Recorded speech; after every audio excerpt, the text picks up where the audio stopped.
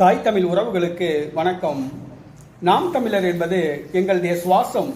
நாம் தமிழர் என்பது எங்களுடைய சுவாசம். சமீப காலமாக நாம் தமிழர் கட்சி மீது அவதூறு பூசப்பட்டு வருகிறது. அதாவது சீமானுடைய ஆடியோ, மேலும் நாம் தமிழர் கட்சியுடைய பிரமுகர்களுடைய ஆடியோ என்று பல ஆடியோக்கள் வெளியிடப்பட்டு வருகின்றன. ஆனால் அவைகள் அனைத்தும் உண்மை அல்ல. சீமான் அவர்களுடைய குரலில் மிமிக்ரி பேசி இந்த ஆடியோக்கள் வெளியிடப்படுகின்றன. நாம் தமிழர் கட்சியின் மூத்த நிர்வாகிகளுடைய குரலை மிமிக்ரி செய்து இந்த ஆடியோக்கள் வெளியிடப்பட்டு வருகின்றன. ஆனால் சீமானுடைய ஆடியோ, நாம் தமிழர் கட்சியுடைய மூத்த பொறுப்பாளர்களுடைய ஆடியோ, நாம் தமிழர் கட்சியினுடைய மூத்த பொறுப்பாளர்களை திட்டி பேசிய சீமானுடைய ஆடியோ என்று பல ஆடியோக்கள் வெளியிடப்பட்டு வருகின்றன. இதில் ஒன்றை புரிந்து கொள்ள வேண்டும். எம்ஜிஆரை போன்று மிமிகிரி பேசுபவர்கள் உள்ளனர். உதாரணத்துக்கு நடிகர் தாமு இருக்கிறார். அவர் மிமிகிரி கலையில் கை தேர்ந்தவர். அவரை அழைத்து வந்து சீமான் குரலில் பேசுங்கள் என்று சொன்னால் பேசுவார். கருணாநிதி குரலில் பேசுங்கள் என்று சொன்னால் பேசுவார். ஜெயலலிதா குரலில் பேசுங்கள் என்று சொன்னால் பேசுவார். தாமு அவர்கள் ஒரு மிமிகிரி கலைஞர். இதை போன்று தமிழகத்தில் ஒரு ஆயிரக்கணக்கான 10,000க்கும் மேற்பட்ட மிமிகிரி கலைஞர்கள் இருக்கிறார்கள். கிராமிய கலை நிகழ்ச்சிகள் நடத்தி வருகிறார்கள். ஆகவே சீமான் அவர்களுடைய குரலில், நாம் தமிழர் கட்சியினுடைய மூத்த நிர்வாகிகளுடைய குரலில் இந்த மிமிகிரி கலைஞர்களை அழைத்து வந்து இந்தவாறு பேசி ஆடியோ ரெக்கார்டிங் பண்ணி இவர்கள் இதை வெளியிட்டு பரபரப்பை ஏற்படுத்தி வருகிறார்கள். உதாரணத்துக்கு திருச்சி சூர்யா போன்ற தருதலைகள், திருச்சி சூர்யா இருக்கான் பார்த்தீங்களா, அவனை மாதிரி ஒரு சில தருதலைகள், அவங்க அப்பை மூத்தி தானே அவனுக்கு இருக்கும், அதனால அந்த மாதிரி தருதலைகள் இந்த மாதிரி வேலையை பார்க்குது, பரபரப்பை ஏற்படுத்தணும் அப்படின்ட்டு. அதே மாதிரி இந்த தலித் கட்சிகள்னு சொல்கிறாங்கல்ல, தலித்துன்னு சொல்லிட்டு தலித்துடைய பேரை சொல்லி கட்சி ஆரம்பித்து பொழப்பு நடத்துகிற சில லெட்டர்பேடு கட்சிகள் இருக்கும். அதே மாதிரி இந்த சமூக விரோத செயல்கள்லாம் ஈடுபடுறவங்கெல்லாம் சேர்ந்து ஒரு கட்சி ஆரம்பிச்சிருப்பாங்க. அதாவது வந்து கஞ்சா விற்கிறவன், கள்ளச்சாராயம் விற்கிறவன், காது இருக்கிறவன், கற்பழிக்கிறவன், களவு செய்பவன், இந்த மாதிரி சமூக விரோத செயல்கள்லாம் ஈடுபடுறவங்க சேர்ந்து ஒரு கட்சி வச்சிருப்பாங்க, லெட்டர்பேடு கட்சி வச்சிருப்பாங்க. நான் அந்த கட்சியோட தலைவர், நான் இந்த கட்சியோட தலைவர், நான் அந்த கட்சியோட அகில இந்திய பொதுச் செயலாளர் அப்படின்னு சொல்லுவாங்க. அந்த கட்சிக்கு 10 தொண்டர்கள் கூட இருக்க மாட்டாங்க. அவங்க வந்து இந்த மாதிரி செயல்களில் ஈடுபடுறாங்க. அடுத்தது வந்து தன்னுடைய வாக்கு வங்கியை நிரூபிக்காத சில கட்சிகள் இருக்கும். திமுக கிட்ட நக்கி பிழைக்கிற கட்சிகள், திமுகவுக்கு வந்து கால கழுவி விடுற கட்சிகள், திமுகவுடைய குண்டியை கழுவி விடுற கட்சிகள், சில கட்சிகள் இருக்கு. அந்த கட்சிகளும் இந்த மாதிரி வேலைகள்லாம் வந்து ஈடுபட்டுக்கிட்டு இருக்கு. இதில் என்ன விஷயம்னா, நாம் தமிழர் கட்சி காலி, நாம் தமிழர் கட்சி சட்டசபை தேர்தல் வரைக்கும் தாக்கு பிடிக்குமா, நாம் தமிழர் கட்சி உடைகிறது, நாம் தமிழர் கட்சியோட மூத்த நிர்வாகிகள் கட்சியை விட்டு விலகி ஓடுறாங்க. என்னை பொறுத்தவரை இப்போ சொல்கிற ஒரே சொல்கிறான், நாம் தமிழர், முதல்ல அதை புரிஞ்சுக்கணும். இது தமிழ் நிலம். இந்த தமிழ் நிலத்தில் இன்னைக்கு தெலுங்கை ஆண்டுகிட்டு இருக்கான். மு.க. ஸ்டாலின் ஒரு தெலுங்கன். மு.க. ஸ்டாலின் ஒரு தெலுங்கன். தமிழகத்தில் இதுவரைக்கும் முதலமைச்சராக இருந்த 3 பேர் தான் வந்து தமிழர்கள். ஒன்று காமராஜர், ஒன்று OPS, ஒன்று எடப்பாடி பழனிசாமி. இது எல்லாருமே வந்து வேற மாநிலத்தை சார்ந்தவங்க. எம்ஜிஆர் கேரளாவை சேர்ந்தவர், மலையாளி. ஜெயலலிதா கன்னடத்தி. ஸ்டாலின் தெலுங்கர். கருணாநிதி தெலுங்கர். அண்ணாதுரை ஒரு தெலுங்கர். அதுக்கு முன்னாடி இருந்தவங்க பூராமே தெலுங்கர்கள் தான். 3 பேர் தான் தமிழர்கள். என்னுடைய தமிழர் நிலத்தை தமிழன் தான் ஆள வேண்டும். இன்னைக்கு தமிழகத்தில் 9 அமைச்சர்கள், 34 அமைச்சர்களில் மொத்தம் 9 அமைச்சர்கள் வந்து தெலுங்கர் இருக்காங்க. திமுகவில் 19 சட்டமன்ற உறுப்பினர்கள் தெலுங்கர்கள் இருக்காங்க. இன்னைக்கு தமிழ்நாட்டில் அரசியல் கட்சி எடுத்துக்கோங்க. தேமுதிக, அதோட தலைவர் ஒரு தெலுங்கர், பிரேமலதா விஜயகாந்த். மதிமுக, அந்த கட்சியோட தலைவர் ஒரு தெலுங்கர். திமுக, அந்த கட்சியோட தலைவர் ஒரு தெலுங்கர். அப்புறம் திராவிடர் கழகம், அந்த கட்சியோட தலைவர் வீரமணி ஒரு தெலுங்கர். பல கட்சிகள் தமிழகத்தில் இருக்காங்க. அந்த கட்சியோட தலைவர்கள் பூராமே வந்து தெலுங்கர்களாக தான் இருக்காங்க.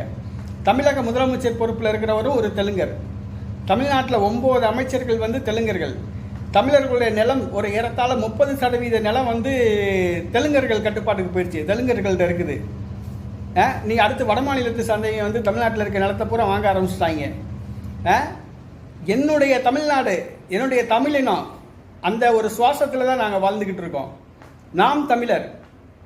இன்னைக்கு வந்து நீ ஆந்திராவில் போய் திராவிடம்னு சொல்லி பேசிக்கிட்டு நீ எம்எல்ஏ ஆக முடியுமா? கர்நாடகாவில் போய் ஒரு தமிழை MP ஆக முடியுமா, எம்எல்ஏ ஆக முடியுமா? கேரளாவில் போய் ஒரு தமிழன் போய் பஞ்சாயத்து போர்டு பிரசிடென்ட் ஆக முடியுமா? ஒடிசாவில் போய் முதலமைச்சருக்கு பிஏவா இருந்தாப்புல விகே பாண்டியன், இந்த அமித்ஷாங்கிற அந்த அந்த மத்திய அமைச்சர் இருக்காரு பாருங்களேன், மத்திய அமைச்சர், அவர் சொல்றாரு ஒடிசாவை தமிழன் ஆளக்கூடாதுன்னுட்டாப்புல. டேய், ஒரு தமிழன் போய் ஒரு முதலமைச்சருக்கு பிஏவா இருந்தாப்புல, அது பொறுக்கலை. உடனே இந்த பிஏவா இருக்க விகே பாண்டியன் தான் அடுத்து முதலமைச்சர் ஆக போறான்னு சொல்லி வதந்தியை கிளப்பி விட்டாங்க. இதில் என்ன விஷயம் கேட்டிங்கன்னா, இந்த தமிழ்நாட்டை ஒரு தெலுங்கு ஆள்றான், அதை பற்றி யாருமே பேச மாட்டேங்கிறாங்க. அதை பற்றி ஒரு தமிழ்நாட்டை தமிழன் தான் ஆளணும்னு சொல்லி யாராவது குரல் கொடுத்துருக்காங்களா? தமிழ் கட்சி, மார்க்சிஸ்ட் கம்யூனிஸ்ட் கட்சி சொல்லியிருக்கா? பாரதிய ஜனதா கட்சி ஏதாவது சொல்லியிருக்கா இது வரைக்கும் தமிழ்நாட்டை தமிழன் தான் ஆளணும்ட்டு? ஒடிசா தான் ஆளணும்னு சொன்னீங்கல்ல, தமிழ்நாட்டை தமிழ் ஆளணும்னு சொல்லி இந்த பாரதிய ஜனதா கட்சிக்காரங்க எவனாவது சொல்லியிருக்காங்களா? சொல்லலை. திருமாவளவன் சொல்லியிருக்கா அப்படியா? சொல்ல மாட்டாப்புல. ஏன்னா சொல்லாப்புலன்னா அவருக்கு அடுத்த சீட்டு கிடைக்காது திமுகவில். பிரேமலதா சொல்ல மாட்டாப்புல, ஏன்னா அந்த அம்மா ஒரு தெலுங்கர். வைகோ சொல்ல மாட்டாப்புல, அவர் ஒரு தெலுங்கர். மார்க்சிஸ்ட் கம்யூனிஸ்ட் கட்சி, இந்திய கம்யூனிஸ்ட் கட்சி சொல்ல மாட்டாங்க. சொன்னாங்கன்னா திமுகவில் வந்து அவருக்கு அடுத்து எம்பி சீட்டு கொடுக்க மாட்டாங்க. ஒரு தமிழன் தமிழ்நாட்டை ஆளணும், தமிழர் நிலம் அப்படின்னு தான் சொல்கிறீங்களா? கிடையாது. நாம் தமிழர், இதுக்கு முன்னாடி தமிழ் தேசியம் பேசிகிட்டு இருந்தாங்க. தமிழ் தேசியம் பேசிகிட்டு இருந்தவங்க ஒரு ஜோல்னா பையை போட்டு 10க்கு 10 ரூமில் உட்காந்து பேசிட்டு போயிடுவாங்க. ஆனால் இன்னைக்கு பறந்த தமிழ்நாடு முழுவதும் தமிழ் தேசியத்தை பேசி, தமிழ் தேசியத்தை கட்டி எழுப்பி, ஒரு இளைஞர் முதற்கொண்டு ஒரு முதியவர் வரை நாம் தமிழர் அப்படின்னு பேச வச்சிருக்காருன்னா அது செந்தமிழன் சீமான் தான். புரிஞ்சுக்கணும். நாம் தமிழர், அதில் சொல்கிறதுல என்ன தப்பு இருக்குது? நாம் தெலுங்குரா? நாம் கன்னடரா? நாம் மலையாளியா? நாம் கன்னடனா? நாம் பார்ப்பனனா? நாம் ஆரியனா? நாம் தமிழர் சொல்கிறதுல என்ன கஷ்டம் இருக்குது? நாம் தமிழர், நாம் தமிழர் என்பது கட்சி அல்ல, அது எங்களுடைய சுவாசம். சரியா? நாம் தமிழர் என்பது எங்களுடைய சுவாசம். அதனால் இந்த எங்களுடைய சுவாசத்தை நீங்கள் நிறுத்தவே முடியாது. சரியா? நாம் தமிழர் என்பது எங்களுடைய உயிரில் கலந்தது, எங்களுடைய சுவாசம், எங்களுடைய ரத்தத்தில் கலந்தது. அதை உங்களால் ஒன்றுமே செய்ய முடியாது. இந்த நாம் தமிழர் கட்சியை வந்து உடைச்சிருவாங்க அப்படின்னு வதந்தியை தான் உங்களால் கிளப்ப முடியும். மக்கள் மத்தியில் ஒரு எதிர்மறையான தோற்றத்தை தான் ஏற்படுத்த முடியும். ஆனால் உங்களால் நாம் தமிழர் கட்சியோட வாக்கு வங்கியை குறைக்க முடியாது. முதல்ல அதை புரிஞ்சுக்கோங்க. இந்த நாம் தமிழர் கட்சி மீது அவதூறு பேசுகிறவங்க பூரா யாருன்னு சொல்லி பாருங்க. ஒருத்தன் கலாச்சாரம் கேட்கிறவனா இருப்பான், கஞ்சா விற்கிறவனா இருப்பான், களவு செய்கிறவனா இருப்பான், கற்பழிப்பு பண்ணுறவனா இருப்பான், சமூக விரோத செயல்கள் ஈடுபடுறவனா இருப்பான், வட்டிக்கு விடுறவனா இருப்பான், இது பணத்தை வட்டிக்கு விட்டு சம்பாதிக்க விடுறவனா இருப்பான், கந்து வட்டிக்கு விடுறவனா இருப்பான். இந்த பயலுக்கு தான் வந்து இந்த மாதிரி பேசுறது. அடுத்தது பொழுது போகாமல் உழைச்சி பிழைக்க தெரியாமல் திமுகவை நக்கி பிழைக்கிறாங்கல்ல, அவங்க தான் இந்த மாதிரி பேசுறது. திமுகவுக்கு கால் கழுவி விடுற கட்சி, திமுகவுக்கு குண்டி கழுவுற கட்சி இருக்குது பார்த்தீங்களா, அந்த கட்சி தான் இந்த மாதிரி சீமான் மேலே இந்த மாதிரி பேசுகிறீங்க. அதை முதல் புரிஞ்சுக்கோங்க. நாம் தமிழர் கட்சியை வந்து உங்களால் அழிக்கவும் முடியாது, உடைக்கவும் முடியாது, சீரழிக்கவும் முடியாது. சரியா? சீமான், செந்தமிழன் சீமான். சரியா? சீமான் பிடிச்சி வச்சா பிள்ளையார், தூக்கி எறிஞ்சா சாணி. அதை புரிஞ்சுக்கோங்க. சீமான் பிடிச்சி வச்சா பிள்ளையார், தூக்கி எறிஞ்சா சாணி. நாம் தமிழர் கட்சியில் எத்தனையோ பேர் போயிட்டாங்க, எத்தனையோ பேர் கட்சி விட்டு போயிட்டாங்க. ஆனால் இன்னைக்கு அவங்க போனனால கட்சியோட வாக்கு வங்கி குறைஞ்சிருக்கா? அதை பார்க்கணும். நாளுக்கு நாள் கட்சியோட வாக்கு வங்கி கூடிட்டு தான் இருக்கு. அப்போ என்ன அர்த்தம்? கட்சி விட்டு போனவங்க பூரா செல்லா காசு, டம்மி பீஸு. புரியுங்களா? அதை புரிஞ்சுக்கணும். அதாவது நாம் தமிழர் கட்சியில் ஒரு சிலர் இருந்தாங்க, அவங்கள பூரா கட்சியோட கொள்கைக்கு அப்பாற்பட்டவங்க சீமான் தூக்கிட்டாப்புல. அவ்வளோதான். அவங்க போனனால கட்சிக்கு ஏதாவது இழப்பு இருக்கா? கிடையாது. கட்சியோட வாக்கு வங்கி குறைஞ்சிருக்கா? குறையல.